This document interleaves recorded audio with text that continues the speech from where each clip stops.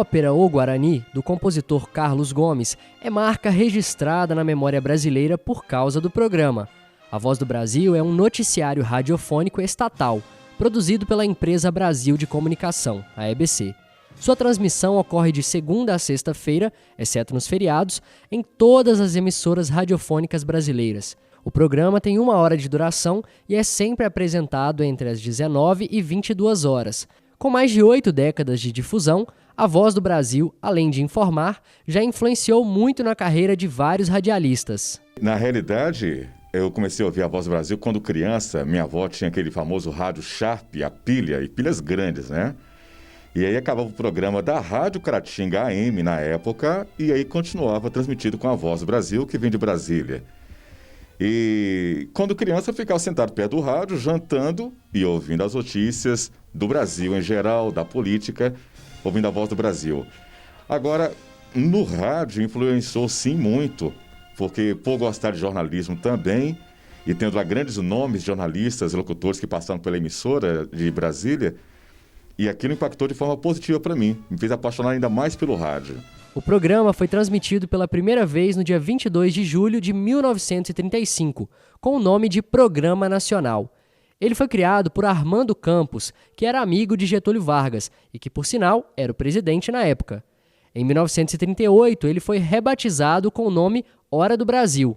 Em 1971, por determinação do ex-presidente Médici, o nome foi modificado para A Voz do Brasil. Além de notícias sobre o governo federal, o programa levou informações sobre a Segunda Guerra Mundial. As tropas norte-americanas estão progredindo em uma marcha sem precedentes, de 2 km por hora. Mais da metade da península da Normandia já está em nossas mãos. A chegada pela primeira vez do homem à Lua, sobre a queda do Muro de Berlim e também sobre as conquistas brasileiras da Copa do Mundo. E é claro que ela trouxe para nós assim, notícias que marcaram todo o Brasil, como você mesmo disse, a Copa do Mundo, sobre a guerra, agora no momento da pandemia, os cuidados da higiene, tudo isso a gente começou antes de chegar na TV, já ouvimos também na Voz do Brasil. Inicialmente, a intenção do programa era de popularizar o Estado Novo, da Era Vargas, por meio apenas de informações do Poder Executivo. Mas quando o programa foi instituído, a sua transmissão não era obrigatória. A história nos mostra como o programa radiofônico sempre foi um dos principais canais de publicidade para os governos. Em 1971, durante a ditadura militar, a difusão do programa passou a ser obrigatória por parte de todas as emissoras do país. Essa obrigatoriedade do programa já foi questionada por muitos deputados no Congresso Federal. A força institucional do programa é tanta que ele se mantém no ar mesmo o país tendo passado por 4 constituições desde a sua criação na década de 30. Mas o que me incomoda, sempre me incomodou, é justamente essa questão de ser um programa obrigatório, né? A emissora de rádio que não transmiti-lo acaba sendo multada. Isso é um tipo de autoritarismo que não me agrada.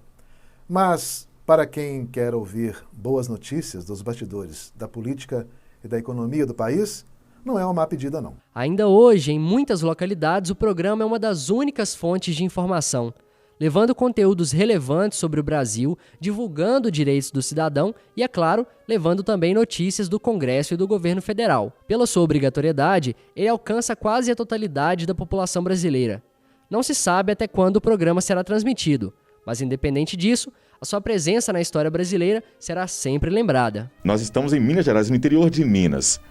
E ela tem esse alcance de trazer essa informação de forma cultural para as pessoas que estão nesses sertões do Nordeste também, e com uma linguagem tão singular e simples. E ouvir a Voz do Brasil, você sente essa tranquilidade, essa segurança.